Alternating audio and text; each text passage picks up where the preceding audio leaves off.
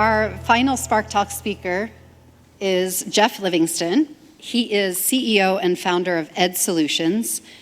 We recently met in New York for a conversation about the future of AI, and I thought, he's coming to the Spark Talk stage. So fortunately, he said yes, and he's here today to say that AI does not happen to us, but for us.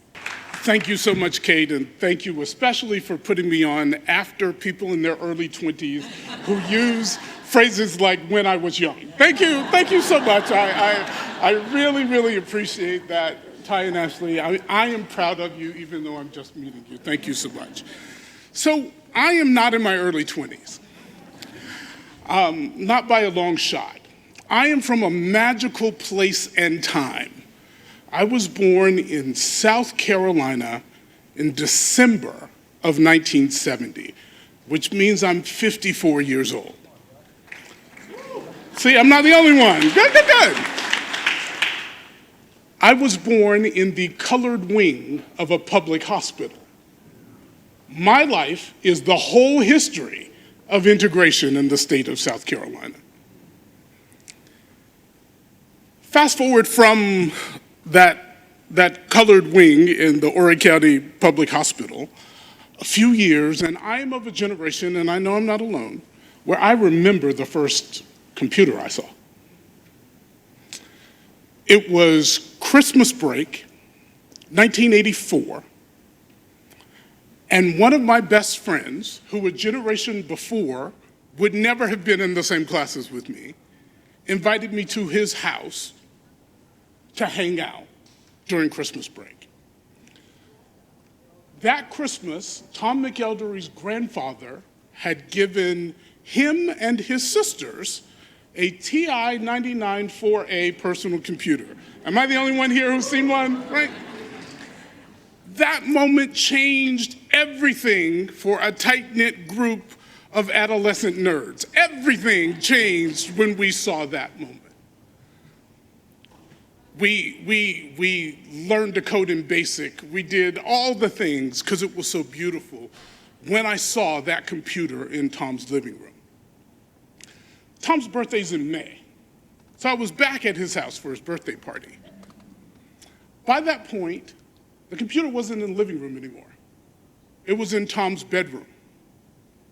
So what started out as a gift to Tom and his sisters became a gift just for Tom. And since that moment, there have been too few women in coding. Nobody decided that the computer revolution was something only for nerdy, upper middle class boys. But it happened anyway, because that same decision was made over and over and over and over again in the kind of families that could afford it. Computers are for the nerdy boys. I think that with AI, we are right back at that inflection point. We are deciding right now who gets to do AI and who gets to watch it get done to them.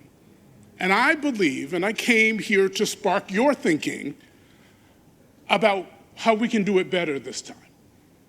We can think differently about who gets to do it and include more of us in the journey this time.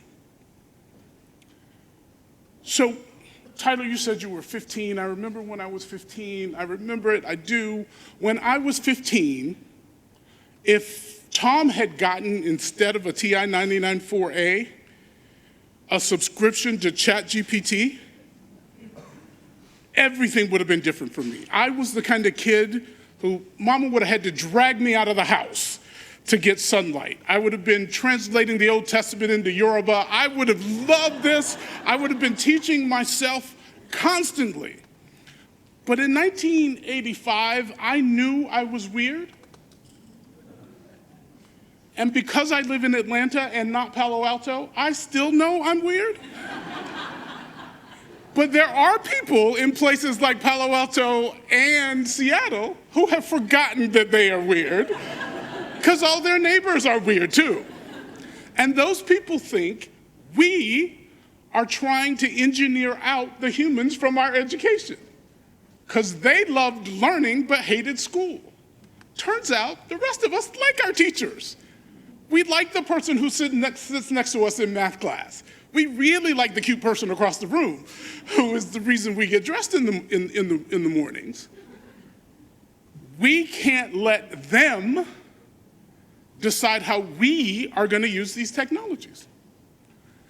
Am I the only one here who this morning saw a robot wearing a size small, sexy dress cinched at the waist she didn't have? I know who designed that robot. You know who designed that robot. And bless them for doing it, but they can't be the only ones who think about this, right? They can't be the only ones who lead. I invite the people in this room to be the leaders. I invite you, cover your ears, Ashley, to call bullshit when you need to. I invite you to say, no, that is not how my school works. I invite you to say, that is not what we need. Okay, we finally got a tutor. That's wonderful, that's great. Let's move beyond it. Let's go the distance with this technology for everybody. Because I have seen what can happen. 2 weeks ago, I was in Austin, Texas, as a guest judge at an AI competition for high school kids, because I'm weird and that's the kind of thing I do. My new friend, Samantha, whose favorite cousin is hearing impaired, built, with ChatGPT, an American Sign Language interpreter so that her friends could communicate with her favorite cousin the way she could. That is what this is about. It's about putting these technologies in the hands of students like yours, in the hands of students like the ones here in Indianapolis, and seeing what they do with it. All of us watched what happened when digital musical and creative technologies got put in the hands of 16-year-olds in Brooklyn. Nothing has been the same in music or in entertainment since. Let's rush and get them this technology too. Let's have them solve their problems in their ways, for their reasons.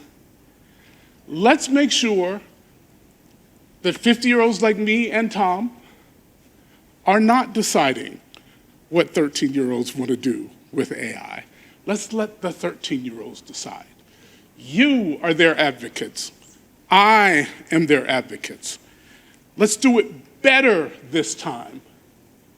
Let's bring everybody in this time. Let's make sure that artificial intelligence is something all of us do, not something that most of us watch get done to us. Agreed? Thank you so much.